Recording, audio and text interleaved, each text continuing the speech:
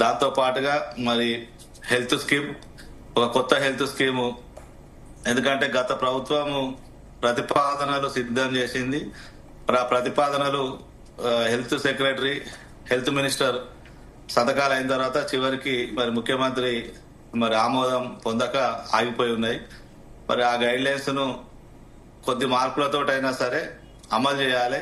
మరి ఉద్యోగుల, ఉపాధ్యాయుల కాంట్రిబ్యూషన్ తో మరి ఇప్పుడేమో ఉన్నటువంటి స్కీమ్ అనేది ఫ్రీ ట్రీట్మెంట్ ఇస్తా ఉన్నారు, కానీ మరి 1,00,000 రూపాయల వరకు మాత్రమే ప్రభుత్వం నుంచి వస్తా ఉన్నాయి. అట్లా కాకుండా ఉద్యోగుల కాంట్రిబ్యూషన్ తోటే మరి కొంత ఉద్యోగుల, ఉపాధ్యాయుల నుంచి కొంత కాంట్రిబ్యూషన్, దాంతో పాటుగా మరి ప్రభుత్వ కాంట్రిబ్యూషన్ తో ఏ కార్పొరేట్ హాస్పిటల్ పోయినా మరి ముందుగా మరి డబ్బులు చెల్లించకుండా పూర్తి ఉచితంగా వైద్యం అందించే కొత్త హెల్త్ స్కీమ్ రూపొందించాలనేది మరి ప్రధాన డిమాండ్ గా ఉంది. దాంతో పాటుగా ఇవాళ చాలా మంది కాంట్రాక్ట్ ఉద్యోగులకు మరి శాలరీస్ రెగ్యులర్ గా రావడం లేదు.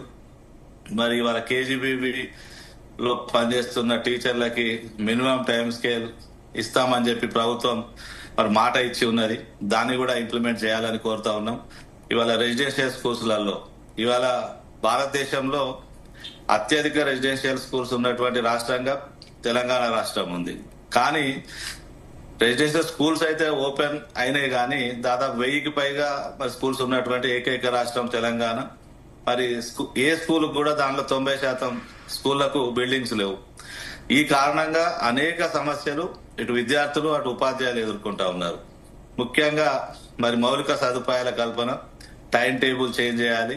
మరి వాళ్ళకు కూడా మరి అందరికి ఇప్పుడు ఈ ప్రభుత్వం ప్రతిష్టాత్మకంగా మేము 1వ తారీఖున వేతనాలు ఇస్తున్నామని చెప్తా ఉన్నారు. మరి రెసిడెన్షియల్ స్కూల్ టీచర్లకి, మోడల్ స్కూల్ టీచర్లకి ఆ విధంగా 1వ తారీఖు అందట్లేదు. దానికి కారణం మరి 010 హెడ్ కింద వాళ్ళకి శాలరీస్ రాకపోవడం. అది కూడా ఇంప్లిమెంట్ చేస్తే వాళ్ళకు కూడా మరి మొదటి తేదీనే మరి శాలరీ వచ్చే అవకాశం ఉంటది. దాంతో పాటు మరి వాళ్ళ పెండింగ్ బిల్స్, మెయిన్ గా ఏంటంటే టీచర్లు ఇబ్బంది పడుతున్నది వాళ్ళు దాచుకున్న డబ్బులు, జీపీఎఫ్, వాళ్ళకు రావాల్సిన మెడికల్ బిల్. ఏంటంటే మెడికల్ బిల్లు ఒక హాస్పిటలైజ్డ్ అయిన టీచరు పెద్ద శాంక్షన్ కావడానికి 1 year పడుతుంది. అవి కాస్త ట్రెజరీలోకి పోయి మళ్ళీ ఒక 1.5 years దాకా పెండింగ్ లో ఉంటే చాలా ఇబ్బంది పడుతున్నారు.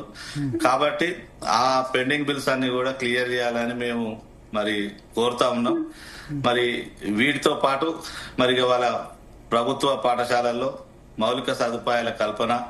ఎందుకంటే ఇవాళ ప్రభుత్వ పాఠశాలలు ప్రైవేట్ పాఠశాలలతో పోటీగా మరి నడవాలంటే మౌలిక సదుపాయాలు కూడా ఆ విధంగా ఉండాలి. కాబట్టి ఇవాళ మనం పోటీ పడాలంటే 50 డిమాండ్స్ లో ఉందా?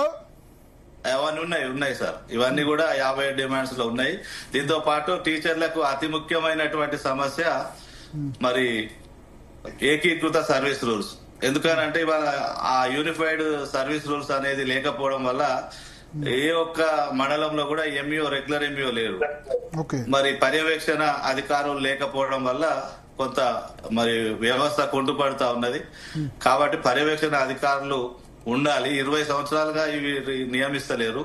2 దశాబ్దాల నుంచి పర్యవేక్షణ అధికారులు లేకున్నా కూడా ఇవాళ టీచర్లు అత్యుత్తమ ఫలితాలు తీసుకొస్తా ఉన్నారు.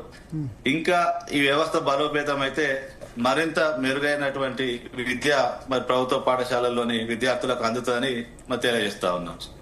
సో అంటే ఒకటి ఇక్కడ శ్రీపాల్ రెడ్డి గారు, ఇప్పుడు డిఏఎస్ కు సంబంధించి టీచర్స్ ఏం కోరుకుంటున్నారు? ఎన్ని డిఏఎస్ ఇస్తే మీరు సాటిస్ఫై?